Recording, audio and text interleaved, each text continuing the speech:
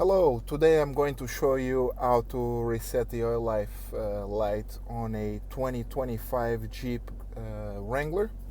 It is very simple. First you have to shut off your car, push the start button all the way to the run position, one, without starting the vehicle. So take your foot off the brake,